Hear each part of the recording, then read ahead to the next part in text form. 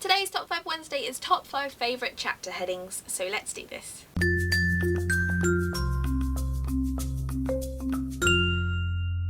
Hi everybody, it's Lydia here. So today's Top 5 Wednesday revolves around chapter titles, chapter pictures, chapter headers. It's just all the stuff you get on the front of a chapter in a book. I don't really pay that much attention to chapter headings. I think when I'm reading a book I notice them and I'm like, oh that's nice, or oh that's a nice title, but I completely forget about them afterwards. So I just went through like a few of my favourite books and picked. So at number 5 and 4 there's actually just sort of an amalgam of Harry Potter chapter titles. Book 3, chapter 9, Grim Defeat.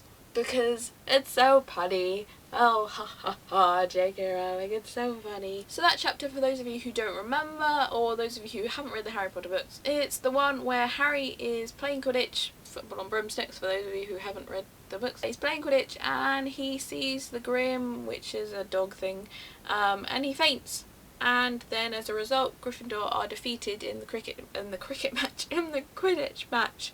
So grim defeat, ha ha ha, very funny. So I put that at number 5, but I've also picked a load of other ones because, let me explain. So I just reread the Harry Potter series over the last couple of months, and while I was doing that I was travelling, so I couldn't take the physical copies of the books with me, so I put them all on my Kindle, and as a result I actually ended up with the US ebook version of the Harry Potter series, and it was a whole new experience because, and I didn't realise this, in the US versions of the Harry Potter books they had illustrations.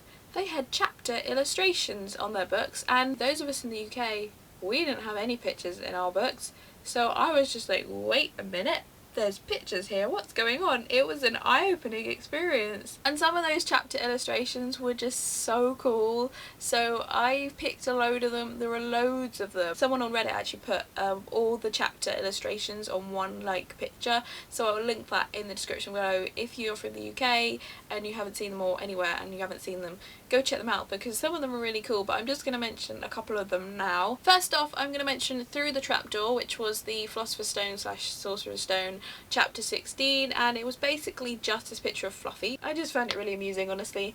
It was just a really funny illustration. I liked it. I also loved chapter 6 from Chamber of the Secrets, Gilderoy Lockhart, the chapter title of that is. It's basically this picture of a mandrake being pulled out of a pot, and I don't know, the expression on the mandrake's face was just really amusing, so I picked it. And then finally I have gone for chapter 22 from Harry Potter and the Deathly Hallows, lovingly titled The Deathly Hallows, and this one is just the picture of the piece of paper with the Deathly Hallows symbol on it. It's really simple, but there was something about it that I just really liked. And also, you know when you watch a movie and the movie title is like mentioned in the script? This chapter title was like that. You know, you get to this title and you're like, oh, it's all going to make sense now. So that is my number 4. And number 3, I've gone for the chapter illustrations from The Mime Order by Samantha Shannon. And I love these because it's really simple, but I really love the butterfly images that's on all the chapter headings in this book.